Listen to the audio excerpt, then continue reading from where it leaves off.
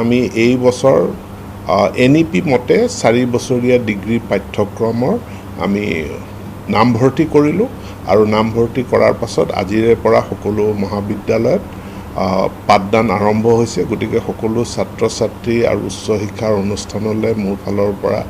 এটা নতুন অধ্যায়ৰ শুভাৰম্ভ খুব সুকলমে কৰাৰ বাবে মই তেওঁলোকক অভিনন্দন জনাইছোঁ ইয়াৰ আগত আমাৰ যি চইচ বেছড কাৰিকুলাম আছিল তাত বহুখিনি কথা আছিল এতিয়া ইয়াৰ কিছু কাৰিকুলাম সিলেবাছখিনিৰ অলপ ৰিডিজাইনিং কৰা হৈছে আৰু ৰিডিজাইনিং কৰাৰ লগে লগে যেহেতু NEP এটা ষ্টুডেণ্ট চেন্ট্ৰিক পলিচি হয় গতিকে ছাত্ৰ ছাত্ৰীৰ সুবিধা হোৱাকে এই পাঠ্যক্ৰমখিনি আয়োজন কৰা হৈছে আৰু যাৰ ভিত্তিত যদিও 4 বছৰীয়া কোৰ্স কিন্তু 3 বছৰতে কোনোবাই ডিগ্ৰী লাভ কৰিব আগতে যেনেকৈ 3 বছৰত লাভ কৰে এতিয়াও 3 বছৰত লাভ কৰিব কিন্তু চতুৰ্থ বছৰটো কৰিলে তেওঁ যেটো পোষ্ট গ্ৰেজুৱেট মাষ্টাৰ্ছৰ কাৰণে তেওঁ 2 বছৰৰ ঠাইত এবছৰ কৰিলে তেওঁ মাষ্টাৰ্ছ লাভ কৰিব তাৰোপৰি ইয়াত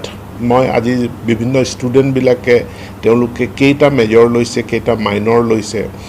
কোনোবাই মেজৰ লোৱা নাই এই গোটেইখিনি চাই দেখিছোঁ বহু সংখ্যক আধা সংখ্যক ছাত্ৰ ছাত্ৰীয়ে সিঙ্গল সাবজেক্টত মেজৰ লৈছে কিন্তু আধা সংখ্যকে দুটা সাবজেক্টত তেওঁলোকে মেজৰ লৈছে আমি ইয়াক ইমপ্লিমেন্ট কৰাৰ জৰিয়তে যেনেকৈ শিক্ষক শিক্ষয়িত্ৰী সকলো সুবিধা অসুবিধাখিনি বুজিব আৰু ছাত্ৰ ছাত্ৰী সকলো বুজিব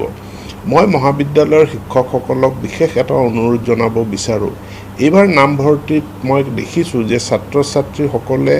কোৰ্স সাবজেক্ট সিলেকশন কৰাৰ ক্ষেত্ৰত তেওঁলোক অলপ কেতিয়াবা কনফিউজ কৰিছে বহুতখিনি কাউন্সেলিং কৰিব লগা হৈছে আমাৰ মহাবিদ্যালয়ৰ প্ৰশিক্ষক শিক্ষয়িত্ৰীসকলে আগতীয়াকে যদি আমাৰ হায়াৰ সেকেন্ডাৰী শ্ৰেণীসমূহত তেওঁলোকে গৈ সিনিয়ৰ সেকেন্ডাৰী স্কুল বা হায়াৰ সেকেন্ডাৰী স্কুলত গৈ তেওঁলোকে আগতীয়াকে অলপ যদি কাউন্সেলিং কৰে তেনেহলে ছাত্ৰ ছাত্ৰীসকলে মানে ডিগ্ৰীত কি পঢ়িব কি নপঢ়িব এটুক লৈ তেওঁলোকে এটা ক্লাৰিটি লাভ